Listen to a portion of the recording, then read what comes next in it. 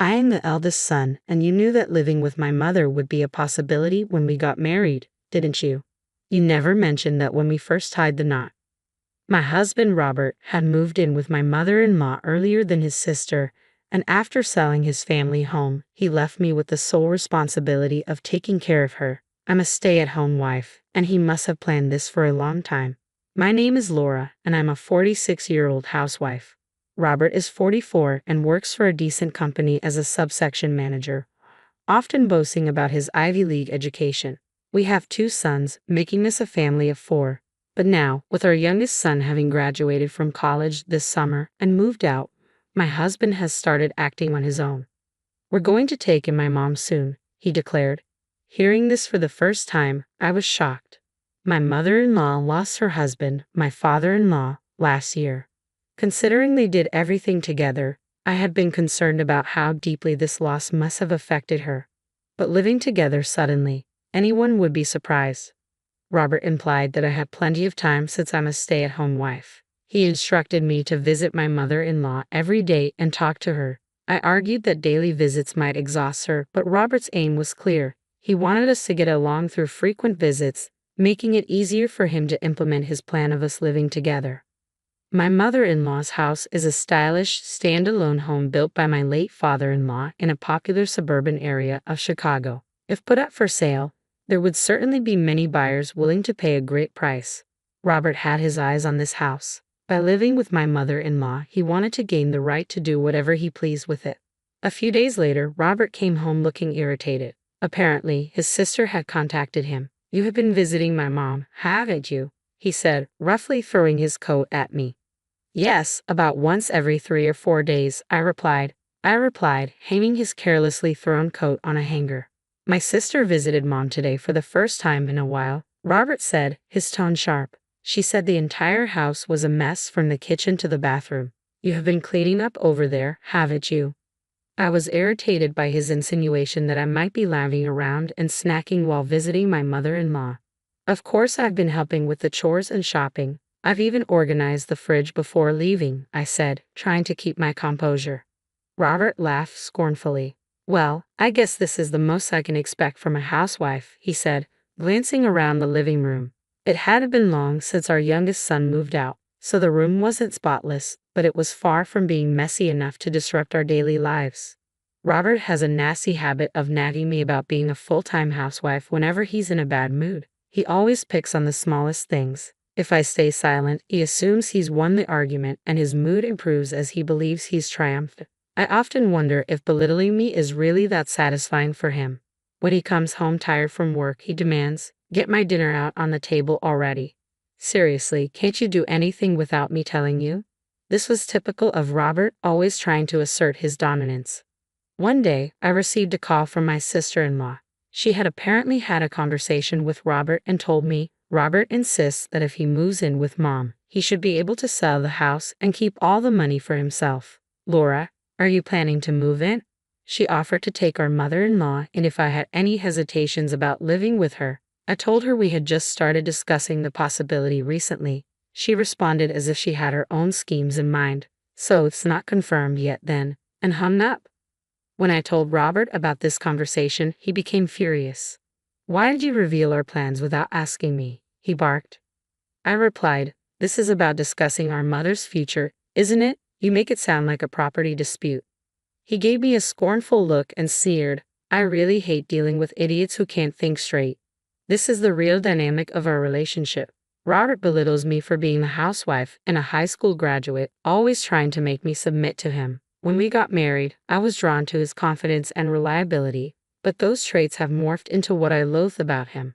What's worse, he occasionally boasts about marrying an older woman, mocking me for being 2 years older and not having a college degree. He pushed me into being a housewife, claiming no one would want to hire a high school graduate. Ever since our children moved out, I've been feeling more and more stress about my interactions with Robert. To be honest, I feel like I've reached my limit with this marriage. Robert, oblivious to my feelings, likely wants to move in with his mother as soon as possible, probably aiming to pocket all the money from selling her house. He doesn't seem to consider how his parents might feel about their home being sold or the memories they've built there.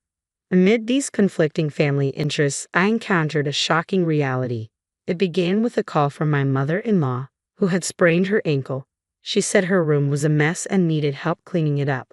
Although several days had passed since my sister-in-law's last visit, I figured that's what she was talking about the other day, so I responded lightly, "Sure, I'll come over." It didn't seem like she had informed Robert, but she assured me I didn't need to let him know either. So I visited her the following day with a light heart. I rang my mother-in-law's doorbell and heard her shout, "It's open," from the yard. I turned the knob and stepped inside. An unpleasant odor was immediately noticeable. Dust had accumulated in the corners of the corridor, and towels and discarded socks were scattered around. The stench grew stronger as I entered the living room, where a stack of cushions was piled on the sofa. "Mom, are you here?" I murmured, wondering if she had gone somewhere. Then I heard, "I'm here," and followed the voice. I found my mother-in-law buried in the cushions on the couch, which seemed to be adjusted for comfort. The cushions were piled so high that I hadn't noticed her at first. "Excuse me, Mom, are you all right?" I called out as I approached her. The peculiar smell grew stronger. Trying not to gag from the smell, I searched for its source. "I'm okay. I just piled up the cushions because it's comfortable." She laughed heartily. I realized the source of the smell was my mother-in-law herself. With all my might, I tried not to pinch my nose and asked, "How's your leg? Were you unable to bathe because it was inconvenient?"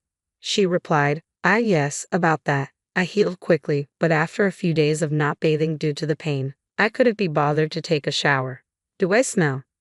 I refrained from answering directly and said, "I will clean up," then proceeded to open all the windows in the house.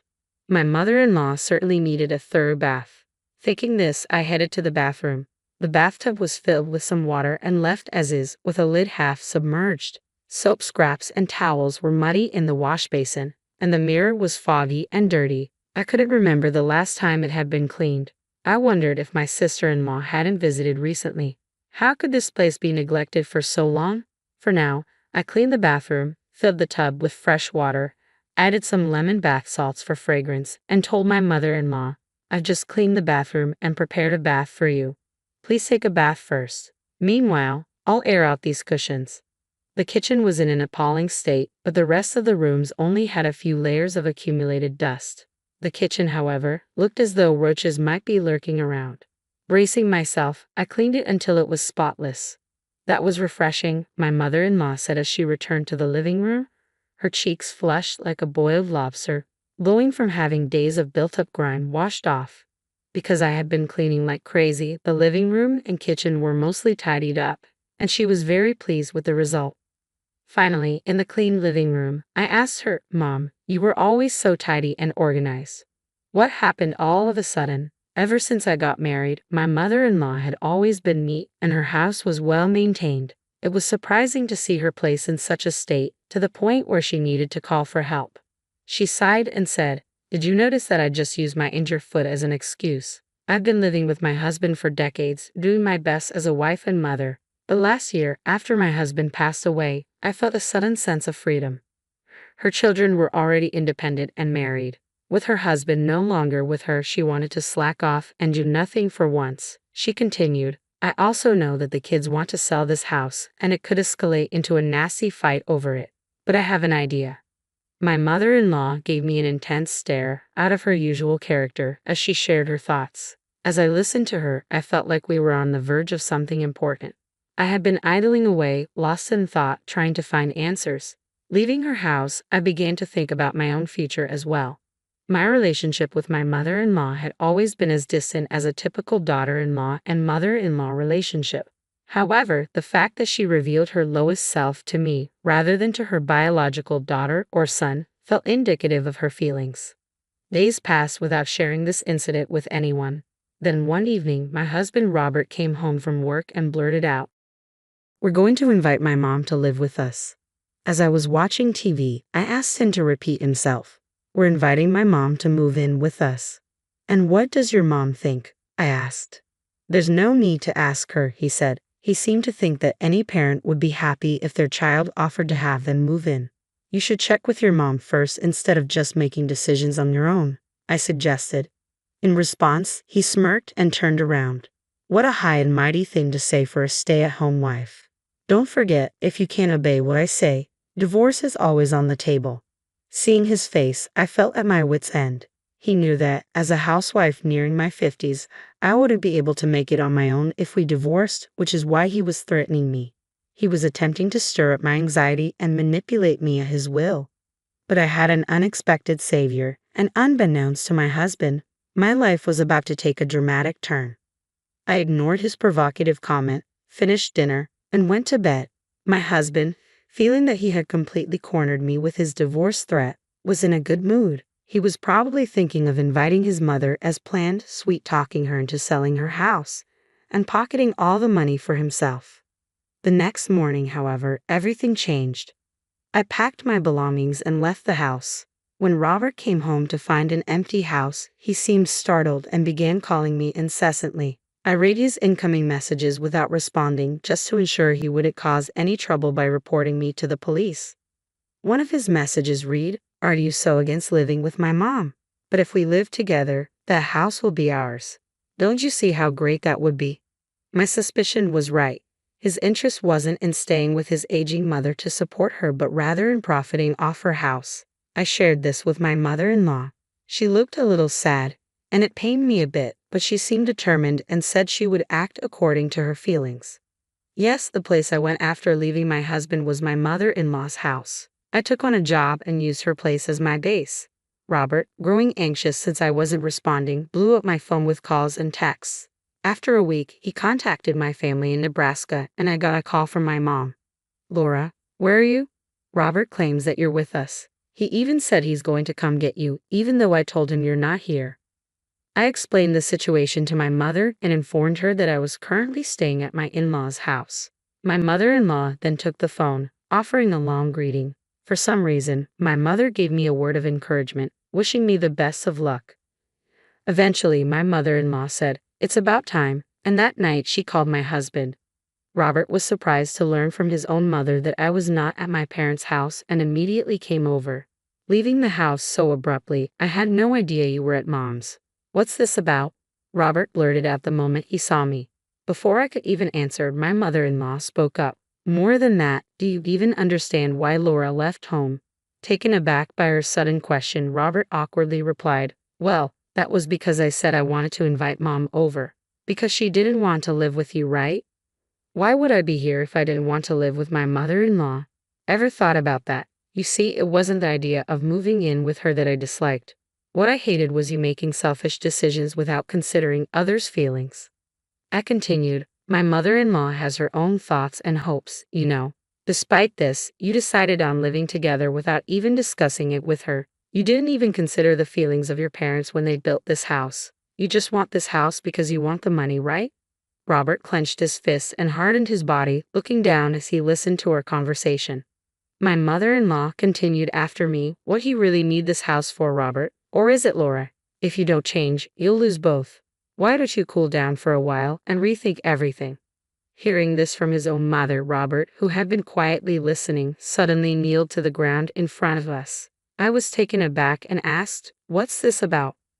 "I apologize to Laura and to you, Mom," Robert said, his voice filled with sincerity. "Please, I want to live together again and start anew." Raising his head from his bow, Robert continued, "Mom, will you live with us?"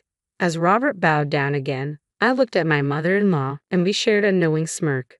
After that, I resumed my life with Robert, but this time, I wasn't a stay-at-home wife anymore. My mother-in-law told her friends about how I deep-cleaned her room, transforming it from a mess from the time she spent lazing around into a sparkling space in just a couple of hours. I continued, "My mother-in-law has her own thoughts and hopes, you know. Despite this, you decided on living together without even discussing it with her. You didn't even consider the feelings of your parents when they built this house. You just want this house because you want the money, right?" Robert clenched his fists and hardened his body, looking down as he listened to our conversation. My mother-in-law continued after me, "What do you really need this house for, Robert? Or is it Laura? If you don't change, you'll lose both. Why don't you cool down for a while and rethink everything?" Hearing this from his own mother, Robert, who had been quietly listening, suddenly kneeled to the ground in front of us. I was taken aback and asked, What's this about? I apologize to Laura and to you, Mom, Robert said, his voice filled with sincerity. Please, I want to live together again and start anew. Raising his head from his bow, Robert continued, Mom, will you live with us? As Robert bowed down again, I looked at my mother-in-law and we shared a knowing smirk. After that, I resumed my life with Robert, but this time, I wasn't a stay-at-home wife anymore. My mother-in-law told her friends about how I deep-cleaned her room, transforming it from a mess from the time she spent lazing around into a sparkling space in just a couple of hours. When I mentioned this to my friends, many of them said they wanted me to do the same for their homes. I was amazed and delighted to find that I could apply my housekeeping skills from being a stay-at-home wife to start a new job. I also began studying to become a storage advisor. It seemed that Robert had not given up on the idea of living with his mother, selling their house, and getting a large amount of money. He seemed to think that it would become a reality now that my mother-in-law and I were getting along. But there was a surprise announcement from my mother-in-law. Surprisingly, she was getting remarried. So, I won't be living with you and I won't be giving up my house either, she said. Upon hearing the news, my sister-in-law congratulated her, although with mixed feelings. I sent my sincere blessings for my mother-in-law's decision. The one who was surprised by my mother-in-law's words and screamed out in shock was Robert. At the same time, he was frantically contacting various people. Apparently, Robert had taken a boating license without telling me and even purchased a small cruiser, counting on the money from selling his parents' house. Now that his plans had fallen apart, Robert was unable to cancel his order for the cruiser, and he seemed to have to work even harder than before. He ended up having to help me with my house cleaning job. As an employer, I'm drilling household chores to Robert and guiding him to clean and polish a great number of my clients' houses.